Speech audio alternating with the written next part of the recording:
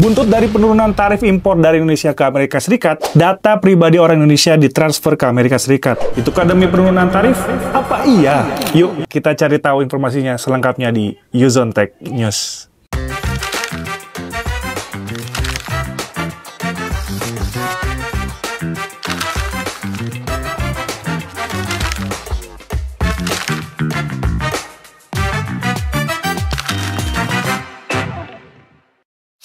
Jadi apa sih yang terjadi sebenarnya? Yang pertama, dimulai dengan berita ini muncul ketika Donald Trump secara belak-belakan menyatakan kesepakatan terkait negosiasi perjanjian perdagangan jasa, investasi, dan digital. Dan kesanggupan Indonesia menukarkan data pribadi warganya ke Amerika Serikat ini muncul dalam Agreement of Reciprocal Trade atau ART yang dirilis Gedung Putih pada 22 Juli 2025. Dan Presiden Amerika Serikat Donald Trump menegaskan penurunan tarif resiprokal 32% menjadi 19% harus ditukar dengan akses data pribadi warga Indonesia.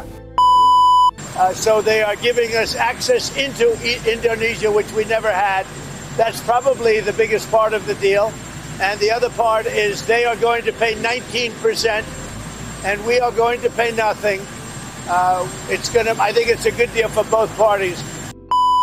Dalam isu transfer data antara Indonesia dan Amerika Serikat, pemerintah menegaskan bahwa data yang ditukar adalah data komersial, bukan data pribadi atau data strategis negara. Jadi, data komersial yang dimaksud meliputi informasi seperti data penjualan, data hasil riset pasar, atau data analisis perilaku konsumen yang digunakan untuk kepentingan bisnis. Nah, kalau kayak gini kan aman nih data pribadi kita. Alhamdulillah, syukur deh. Dan dilansir dari Antara, Menteri Koordinator Bidang Perekonomian Airlangga Sutanto mengatakan kesepakatan itu akan tetap mengacu pada Undang-Undang Nomor 27 Tahun 2022 tentang Pelindungan Data Pribadi atau UU PDP. Dan beliau mengatakan terkait data pribadi sudah ada regulasinya di Indonesia. Jadi mereka hanya akan ikut protokol yang disiapkan oleh Indonesia. Sama seperti protokol yang diberlakukan di Nongsa Digital Park. Dan isu data pribadi yang ditransfer Amerika Serikat itu beneran atau enggak ya?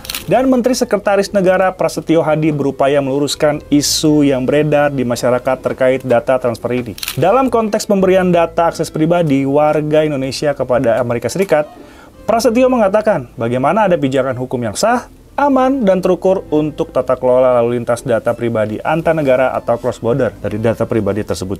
Menteri Komunikasi dan Digital atau Menkomdigi Mutia Hafiz juga menekankan bahwa kerjasama itu bukan bentuk penyerahan data secara bebas, melainkan kerangka hukum yang menjamin perlindungan data digital warga Indonesia saat menggunakan layanan perusahaan Amerika Serikat. Di dalam pasal 56 UU PDP mengatur transfer data pribadi ke luar negeri hanya dapat dilakukan ke negara yang memiliki tingkat perlindungan data pribadi yang setara atau lebih tinggi dari Indonesia. Dan di samping itu, masih ada pasal 57 dan pasal 58 UU PDP yang mengatur bahwa transfer data pribadi harus melalui mekanisme persetujuan, perjanjian bilateral, atau jaminan perlindungan yang memadai.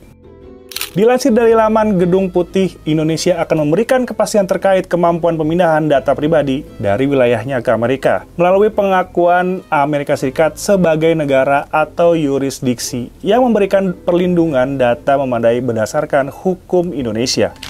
So, jadi isu terkait tentang data transfer warga Indonesia itu bukan data pribadi ya guys. Jadi semua berdasarkan persetujuan dari diri kita sendiri. Ya, contoh yang paling simpel ya saat kita melakukan pembuatan akun di aplikasi aja. Jadi kita bakal memberikan data kita di akun tersebut. Dari nama, tanggal lahir, terus nomor telepon, dan alamat. So, buat kalian nggak perlu khawatir nih. Tapi tetap waspada juga, jangan sampai data kita dicuri oleh pihak-pihak yang tidak bertanggung jawab. Jangan lupa like, komen, dan subscribe di Yuzon Tech. Gua Rangga, pamit. Bye!